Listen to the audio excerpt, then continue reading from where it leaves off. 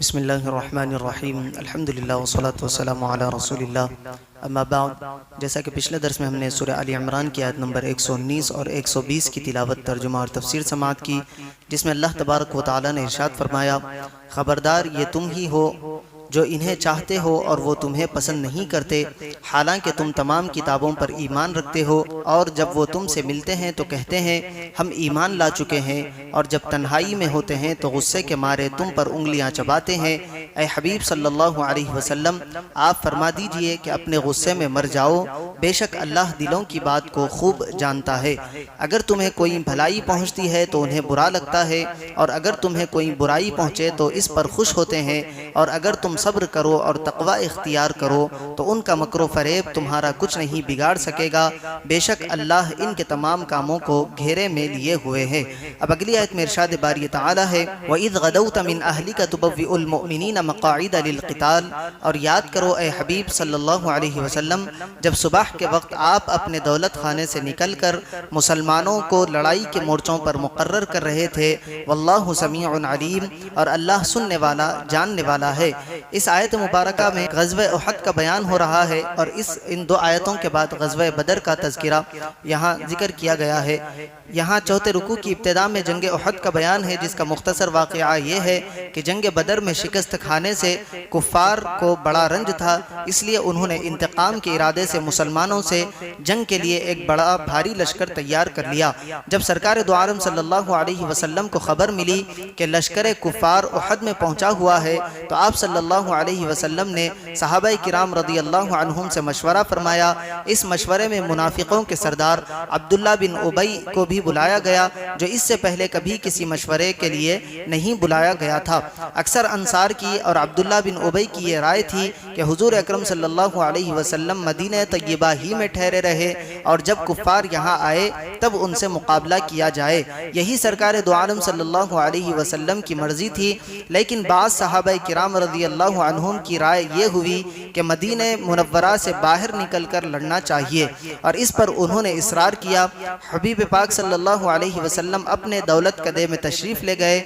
اور اسلحہ زیب تن فرما کر باہر تشریف لائے۔ اب تاجدار رسالت صلی اللہ علیہ وسلم کو دیکھ کر ان صحابہ رضی اللہ عنہم کو ندامت ہوئی، اور انہوں نے عرض کی کہ یا رسول اللہ صلی اللہ علیہ وسلم، آپ کو رائے دینا اور اس پر اصرار کرنا ہماری غلطی تھی، اس کو معاف فرمائیے، اور جو آپ صلی اللہ علیہ وسلم کا ارادہ ہو وہی کیجئے، ہم حاضر ہیں۔ حضور اکرم صلی اللہ علیہ وسلم نے فرمایا کہ نبی کی شان کے لائق نہیں کہ ہتھیار پہن کر جنگ سے پہلے اتار دے۔ مشرکین 2-3 دن سے احد میں پہنچے ہوئے تھے۔ سلطان عرب صلی اللہ علیہ وسلم جمعہ کے روز نماز جمعہ کے بعد ایک انصاری کی نماز جنازہ پڑھ کر روانہ ہوئے، اور 15 شوال 3 ہجری بروز اتوار احد میں پہنچے، اور پہاڑ کا ایک درہ جو لشکر اسلام کے پیچھے تھا، اس طرف سے اندیشہ تھا کہ کسی وقت دشمن پشت پر سے آ کر حملہ کرے،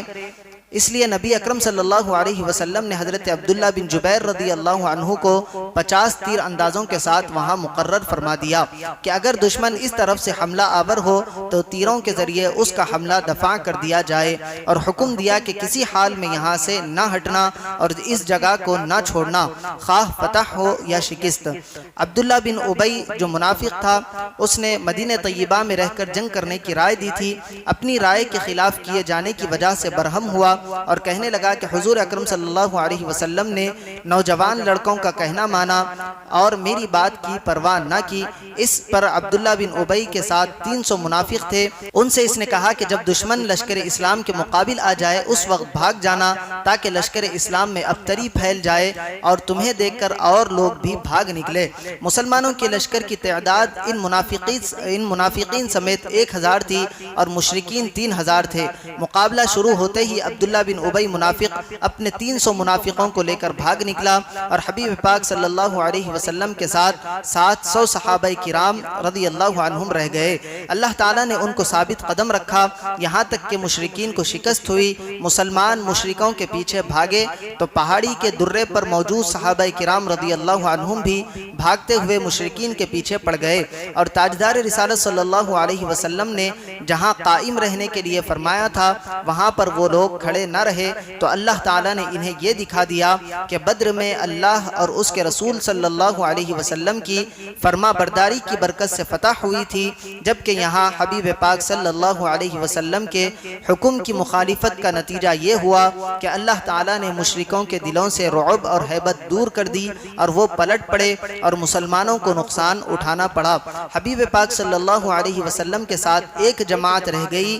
جس میں حضرت ابوبکر، حضرت علی، حضرت عباس، حضرت طلحہ اور حضرت سعد رضی اللہ عنہم تھے۔ اس جنگ میں حبیب پاک صلی اللہ علیہ وسلم کے دندان اقدس شہید ہوئے اور چہرے اقدس پر زخم آیا۔ اسی کے متعلق یہ آیت کریمہ نازل ہوئی۔ اگلی آیت میں ارشاد ہے اذ ہم الطائفتان منکم ان تفشلا، جب تم میں سے دو گروہوں نے ارادہ کر لیا کہ بزدلی دکھائے، واللہ ولیہما، اور اللہ ان کو سنبھالنے والا تھا، وعلی اللہ فلیتوکل المؤمنون، اور اللہ ہی پر مسلمانوں کو بھروسہ کرنا چاہیے۔ یہ دونوں گروہ انصار میں سے تھے، یہ ایک قبیلہ بنی سلمہ جس کا تعلق خزرج سے تھا اور ایک بنی حارثہ جس کا تعلق اوس سے تھا۔ یہ دونوں لشکر کے بازو تھے۔ جب عبداللہ بن ابی منافق بھاگا تو ان قبیلوں نے بھی واپسی کا ارادہ کیا، لیکن اللہ تعالیٰ نے کرم فرمایا اور انہیں اس سے محفوظ رکھا اور یہ حضور اکرم صلی اللہ علیہ وسلم کے ساتھ ثابت قدم رہے۔ یہاں اس نعمت اور احسان کا ذکر فرمایا ہے۔ آیت کے آخر میں توکل کی عظمت کو بھی بیان فرمایا۔